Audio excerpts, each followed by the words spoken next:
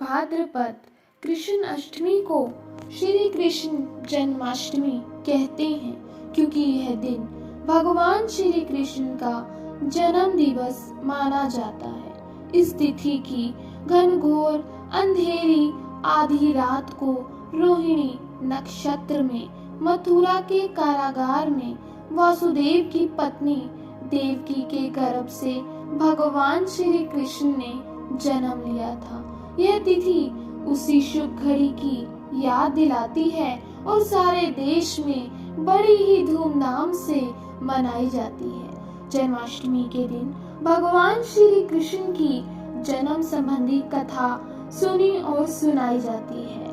तो भगवान श्री कृष्ण की जन्म कथा कुछ इस प्रकार है। द्वापर युग में भोजवंशी राजा उग्रसेन मथुरा में राज करता था। उसके आतताई पुत्र कंस ने उसे गद्दी से उतार दिया और वह स्वयं मथुरा का राजा बन बैठा। कंस की एक बहन देवकी थी, जिसका विवाह वासुदेव नामक यदुवंशी सरदार से हुआ था। एक समय कंस अपनी बहन देवकी को उसके ससुराल पहुंचाने जा रहा था।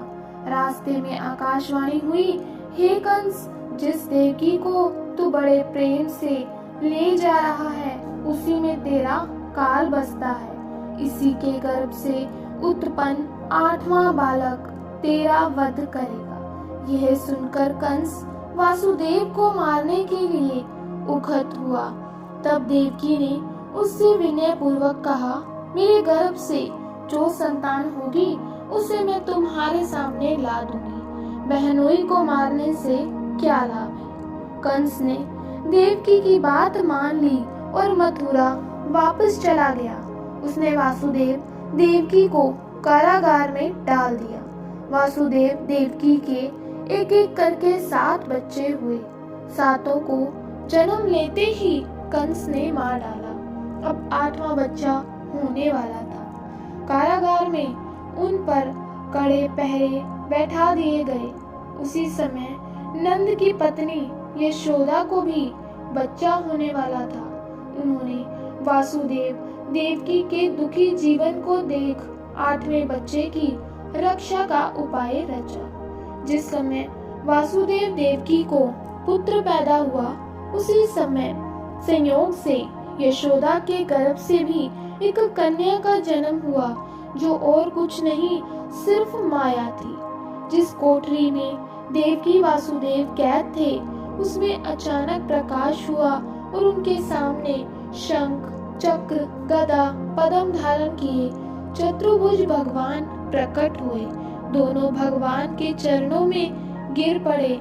तब भगवान ने उनसे कहा, अब मैं पुनः नवजात शिशु का रूप धारण कर लेता हूँ। तुम मुझे इसी समय अपने मित्र नंद जी के घर वृंदावन में भेजाओ और उनके यहाँ जो कन्या जन्मी है उसे लेकर कंस के हवाले कर दो। इस समय वातावरण अनुकूल नहीं है, फिर भी तुम चिंता न करो। जागते हुए पहरेदार सो जाएंगे।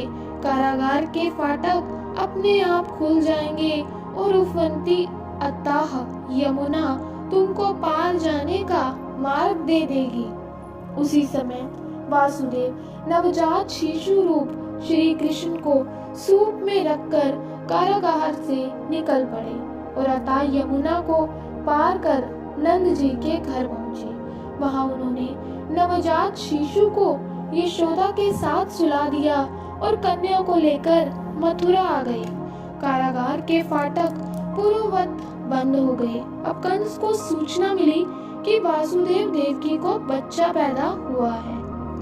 उसने बंदी गृह में जाकर देवकी के हाथ से नवजात कन्या को छीनकर पृथ्वी पर पटक देना चाहा, परंतु वह कन्या आकाश में उड़ गई और वहां से कहा, अरे मूर्ख, मुझे मारने से क्या होगा। तुझे मारने वाला तो वृंदावन में जा पहुंचा है। वह जल्द ही तुझे तेरे पापों का दंड देगा। नंद और यशोदा ने श्री कृष्ण को पाला और श्री कृष्ण ने कंस का वध किया। तो यह थी भगवान श्री कृष्ण के जन्म की कथा। जन्माष्टमी के अवसर पर लोग श्री कृष्ण की पूजा करते हैं और बड़े ही धूमधाम से इस त्योहार को मनाते हैं। तो बोलिए भगवान श्री कृष्ण की जय।